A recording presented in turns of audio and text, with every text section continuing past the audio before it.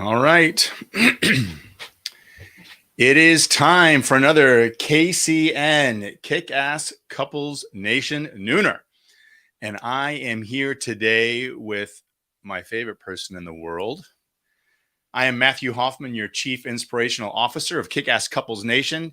And today I have the beautiful Kimberly Swain Hoffman sitting next to me, who is not only my partner in life, she is the co-host of the Kick-Ass Couples Nation podcast and my best friend. So welcome. Thanks for having me today. To our nooner today. And we've got a great topic for you all today. We're going to be talking about the power of apologizing. We're going to talk about the importance of apologizing in relationships and how it can create a stronger connection, really focusing, Kim, on our second pillar, which is communication. One of the 14 that we think are all have to be present in a successful relationship. So why, Kim, do you think, why are we talking about apologizing today? Why is this important? Why do we need to spend any time really on this, in your opinion? I believe that the power of apologizing holds a very important place in a relationship, and that if we can own our stuff and we can admit when we've been wrong, that it can really go far in keeping our relationship strong and safe and secure. You are so right. I want to start off with a little quote today, get everybody thinking about this. My quote is, "Forgiveness is the best form of love. It takes a strong person to say sorry and an even stronger person to forgive." And that's truth.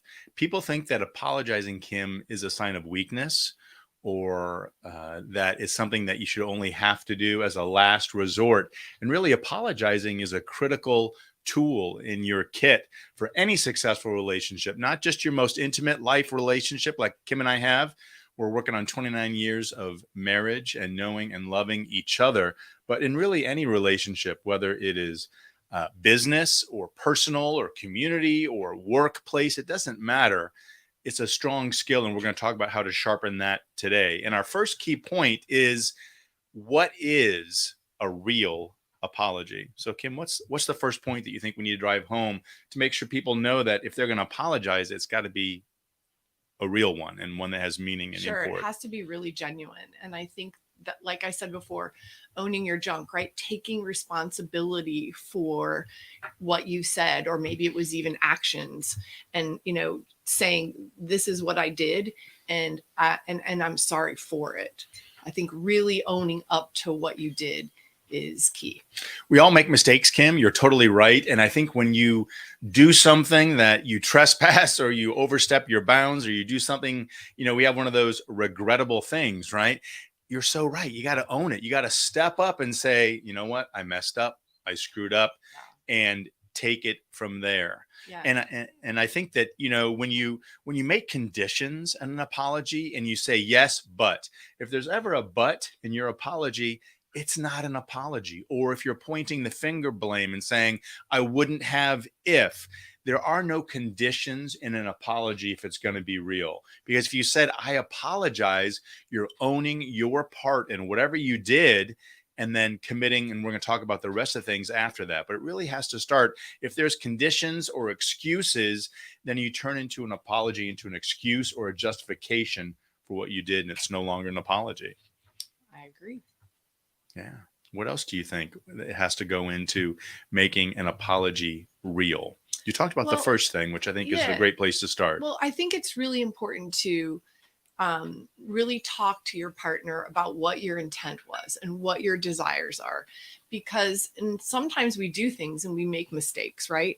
But there's a reason behind it. So we did have an intent and we do have a desire within us. And I think it's really a good idea to communicate what those things are. Yeah. How are you feeling about it? I think that's great. And I think you also have to let them know what your actions should have been and what you'll do in the future. So it's like, I own it. This was my intent. This is what I was feeling.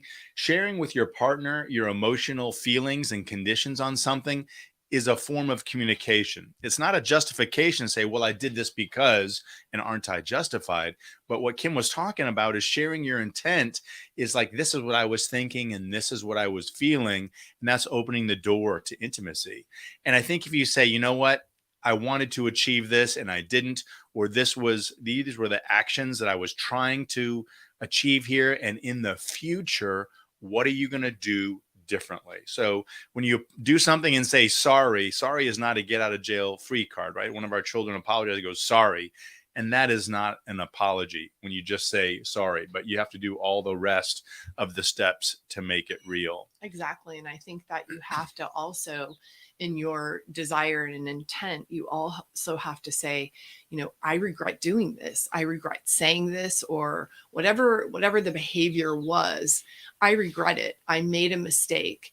And then the next thing we have to do is apologize. We have to say, we're sorry. Right. You have to actually say those words. And I'm sorry for, right? Not just, I'm like you just said, I'm sorry, but I'm sorry for, and then state the action. And I think in the final part, Kim, of an apology, if it's a good one, is asking for forgiveness.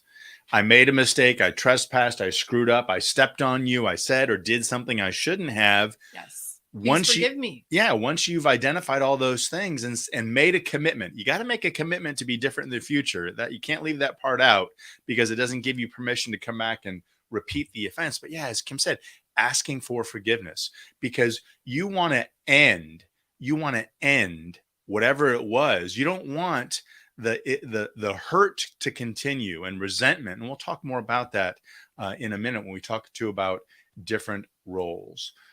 We had a comment come in that says intent, what I was trying to achieve and how I could communicate that differently. I love that.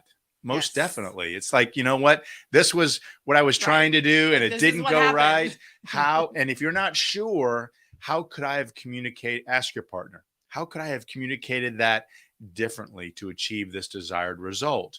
Right. And you're going from there. And I think that kind of rolls into, Kim, to our next point, which what's the role for the forgiver?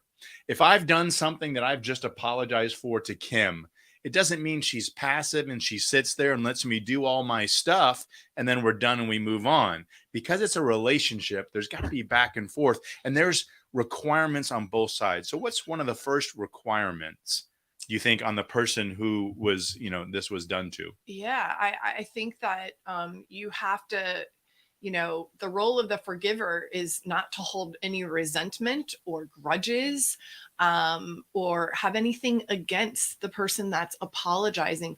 I know sometimes that it's easy for us to hold on to things, but I think when somebody apologizes and gives you a true, real apology, you have to let it go. You can't be bringing it up again later, throughout the day or holding it against them. I think that's a real bad habit that some of us get into, but we've got to let it go. Yeah, you got to let it go because once the apology has been made and forgiveness has been given, it should be over. And I love someone talked about holding a grudge is like keeping the poison and continuing to drink it. Yeah. And so if you don't forgive and really let it go, meaning it's not an issue any longer and you're not holding it against your partner, you're continuing to sip on that poison and it's going to continue to do damage, create resentment, and really create a wedge between the people. And I think that's important. Yeah. And I think the second thing you have to really do is if you're the forgiver, if you had any role in feeding the situation or causing the regrettable incident, admit it. It's not always the case, but sometimes you may have done something that elicited the response that the person is now apologizing for. Yeah, it takes two to tango always. Yeah. I mean, you say, okay, maybe if I had a small part in this. Yeah, when I said or did this, I kind of contributed to that and I apologize for that. And I'll make sure I don't do that again in the future. Yeah.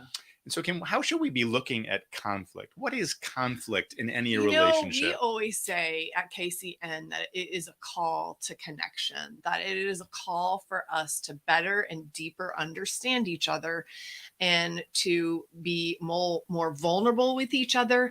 And that in turn makes us more connected and it increases intimacy. No doubt. No doubt. I love that. You got to reframe what you think conflict is. And we talk about this all the time. It's an opportunity for connection. And when you have authentic connection with your partner, you're increasing intimacy through that quality communication. And I think that you also have to understand and reflect on the goodness of your partner. When your partner does something in a relationship and you're angry and upset, you're focusing on what they just did to you, right? Oh man, they did this. It was hurtful. So if you want to reframe and lift yourself out of the situation, you have to step back and go, how is my partner most of the time? They're loving, they're committed, they want what's best for me. So you have to kind of reframe and focus on what's good and what you like, not about that incident, and attach that to them and how you're thinking and reflecting. That's part of the letting go process, I think. Yeah. We can't control each other either. I feel like we can control our responses, but we cannot control our partner. And so I think that's something really important that we have to remember. How am I responding in this moment? What am I saying? How am I feeling? What does my body language look like? Yeah, it's not, we feel sometimes, and when something happens, that when our partner or somebody else does something externally, that they're doing it to us. And therefore, it gives us the right to act or to do something. And Miguel Ruiz has a wonderful book that I quoted in my book, Kick Ass Husband, Winning at Life, Marriage, and Sex. It's called The Four Agreements. And the second agreement he has in there is not to take things personally. People do things and express things and maybe take action. It's based on who they are or are not, or their struggles or their own imperfections. When you personalize it and think it's about you, you're creating the opportunity to be hurt by something, when instead you have the choice to choose your response, right?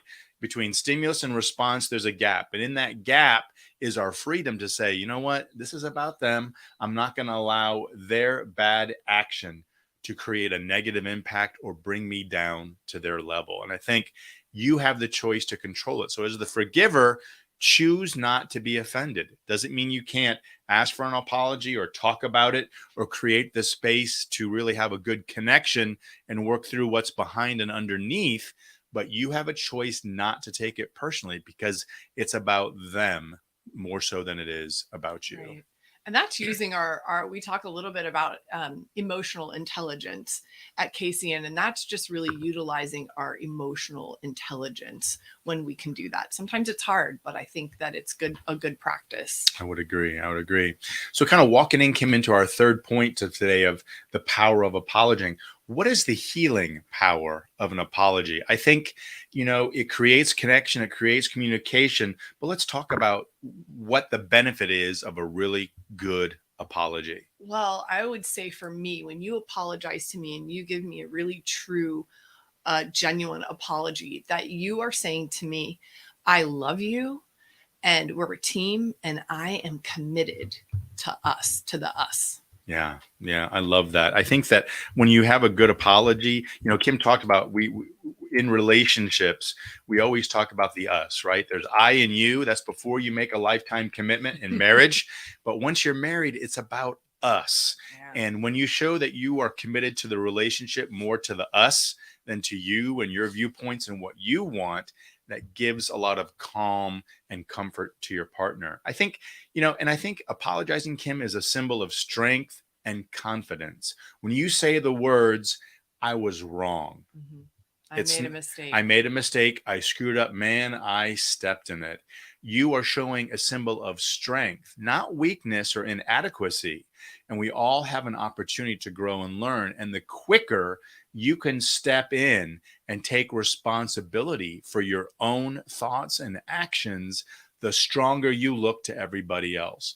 That comes if you're a partner in a relationship, if you are at work, if you're leading a team of people, Exactly. in church and your community. When you say, I don't have all the answers and I make mistakes, you're sharing that you're vulnerable and that you are able to recover and be on everybody else's Yeah, level. and I think that's where most people go wrong, right? They really think it's a sign of weakness when in fact it really is a sign of strength, ownership, and leadership even. A strong leader admits when they're wrong. No doubt. good position of strength. And, you know, I think, Kim, also, we don't want to create knowingly or unknowingly more obstacles in our relationship or wedges. You know, life is tough enough with kids if you have For them, sure. careers. Some couples both have full time careers. Then you've got family that you might be taking care of. I mean, the list goes on and on. And when we create wedges and obstacles, all that does is make our chances at intimacy more difficult. So when you don't resolve things and you let them pile up, you know, it becomes this huge thing under the carpet, and eventually you're going to trip over it and it's going to get in the way. So having the healing power of an effective apology removes obstacles and barriers and allows Yeah. you. And doing it right away. Like you Yeah, said, it doesn't fester and it doesn't build up over time. yeah, And then all of a sudden, I feel like when you have not apologized over a long period of time, all of a sudden you have all this baggage and you're just, I feel like you're just full of resentment. And that's a horrible place to be in a relationship. yeah, because it's going to control your responses to your partner and your spouse. It's going to make them a little more bitter. You know, I talk about when you have resentment or you're holding a grudge, it's like a cold winter. You know, when there's chill between the two of you, it's a lot tougher to get close and be intimate. And why would anybody want to actively place distance Yeah. and coldness between you? And when you don't apologize and you don't own your stuff, you know, and there's been times in yours and my relationship where we haven't apologized right away. You Yeah. held a For grudge, a couple and days. it is not fun. It's Yeah. not fun to be on the receiving end of that Right. because you make something have greater impact than Mhm. it really And you deserves. start stonewalling each other, and that is not a safe place to be in your relationship. No, no. And I think it's really important. You have an opportunity in your relationship to create a culture of forgiveness. And when you do that, we're all going to make mistakes. And we all do make mistakes each and every day. Sometimes they're little and sometimes they're big. But in a relationship, if you're not trying and striving, and you're going to make mistakes. And when it happens, if you know that the culture is one of forgiveness quickly, you're not going to be so fearful to try new things and to take the relationship forward. Because if you're afraid, if I do this and I mess up, man, it could really hurt the relationship, Sure. right? It doesn't mean you should be free and do things that you know. There's a difference between being free to be who you are and saying, oh, you know, she'll get over it or he'll get over it. I can do this. It's not that big of a deal. Or I've built up enough equity. I can take a huge withdrawal and it doesn't matter. There's a difference in that. And I Yeah. think when you learn to grow through the mistakes together and know that you're not going to be crucified for making a small mistake, it gives you a great freedom. Well, it's a culture of peace building. And it also puts this safety net, I feel, around our relationship when we can own our mistakes, apologize, be forgiven. We've built this safety feeling within the relationship that we know it's okay to make mistakes because we're all going to make them, right? No, we are. No matter what. It's not if, it's when.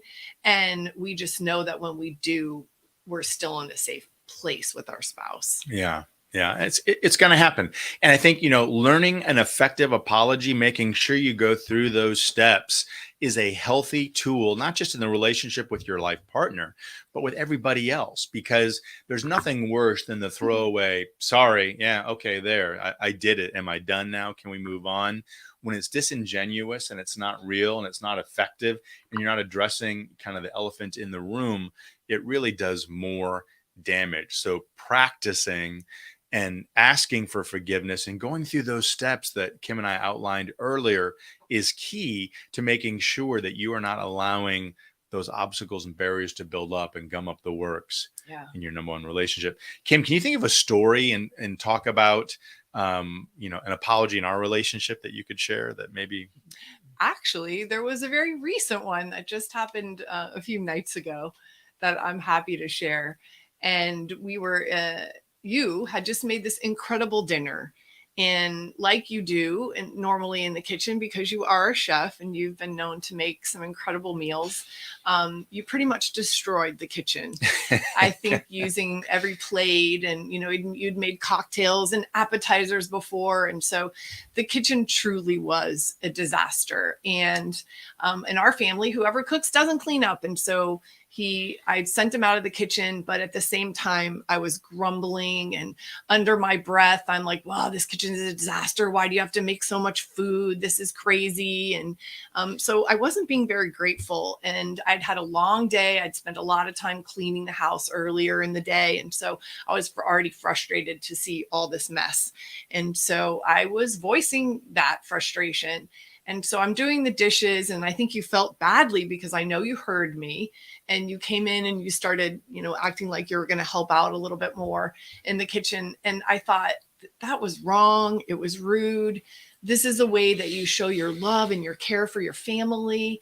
And this is your way of giving to us so generously. And so I stopped you and I said, you may not clean up the kitchen. You made this incredible meal. I should not be complaining. You are so talented and just did an incredible job feeding your family. And this is the way you show your love. And I'm sorry. I should not have said anything to you. I apologize. Now go out, get out of the kitchen and let me clean up. And so that is my example of how I just had egg in my face. And see, guys, I'm not the only one that steps in it, right? I mean, usually it's me and Kim is calmer and cooler heads, but no. And I felt, you know what? And she owned it and she was loving about it. And instead of me having resentment and feeling, oh my gosh, I did all this and she's crapping on me and, throwing on me for having done this. And I was working my tail off while other people were sitting and enjoying themselves and not having to do anything. And we're working out of our main cottage this summer, and we call it a 2-butt kitchen. So it is a small kitchen. And I mean, if you have more than 2 people in there, I mean, you got to excuse people to get into the trash can and it's not a chef's kitchen, let's just say.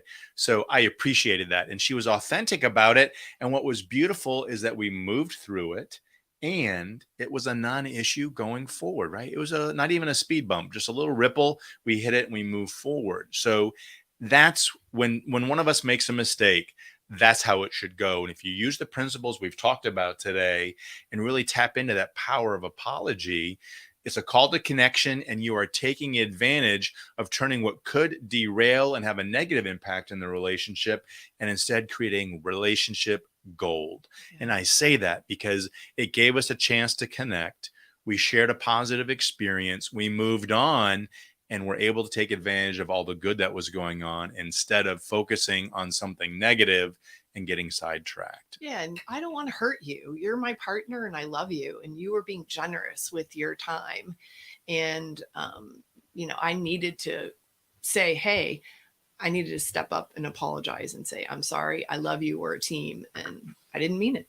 Yeah. And I was grateful for that. And, it doesn't just happen once in a while. It's a common dance in our relationship. And because we've learned the art, we don't always do it perfectly, but, we're each owning our stuff and stepping up and really trying to have a positive impact. And, it's not always easy. Things happen. We make mistakes. We are not perfect, but we're trying to get better and trying to become more masters of relationships. And if you like the content that you're hearing today, we're here every Tuesday talking about a Casey and Nooner, trying to grab issues that are important and meaningful to people. If there's anything you'd like us to talk about, we would love to hear it. So if anybody listening today out there has any questions, like if it's about apologizing and how to do it or how to overcome, let us know. Throw it in the chat, and we will do our best to answer it. If you don't want to go live and throw a comment out here, you can hit us at Kick-Ass Couples Nation on any of our social media handles. You can also throw an email to info@KickassCouplesNation. I will get back to you and do my best to answer. Relationships are tough and they take investment and time and effort. But as we can say, we're going on 29 years of relationship bliss, and it hasn't always been perfect, but we are making it work and making a difference. If you would like help if you would like someone to come alongside you and work with you and help you get rid of the obstacles, the things, those wedges that are getting in the way of you experiencing your own relationship nirvana, you can go to MatthewPHoffman.com, schedule a free relationship assessment call, and we will talk for 30, 45 minutes, an hour, whatever it takes to understand where you are and steps you might need to start taking to work through those obstacles and get rid of them so you can get back to where you'd like to be. Kim and I are also co-hosts of the Kick-Ass Couples podcast. We have over 100 episodes we've been bringing to you every single week for the last couple of years. And you can listen to us anywhere you listen to your favorite podcasts. I have a book, Kick-Ass Husband, Winning at Life, Marriage, and Sex. That's available in print and audio. So go to MatthewPHoffman.com. Check us out. Like and follow us in our social media, and let us know if there's anything you'd like us to address, talk about, or cover in the podcast, the blogs, and all the great resources that we have out there. We are grateful that you joined us today. We love to be together. I love to be next to this woman that I call my best friend and partner in life. We're doing the journey together, as many of you are out there. So we'll be back next Tuesday with other great people, other wonderful topics in our KCN Nooners. You can catch us live. If you miss the live, you can also, we have these recorded, and we put them up on our Instagram pages, and you can check them out there. Thanks for having me on today. Oh, man, I love being with you and talking about something so simple as a great apology and how powerful it can be in our number one human relationship. So we're going to close, as we always do, by asking you to remember just one thing. Happily ever after doesn't just happen. It's on purpose. Thanks for joining us, guys. We'll see you next time.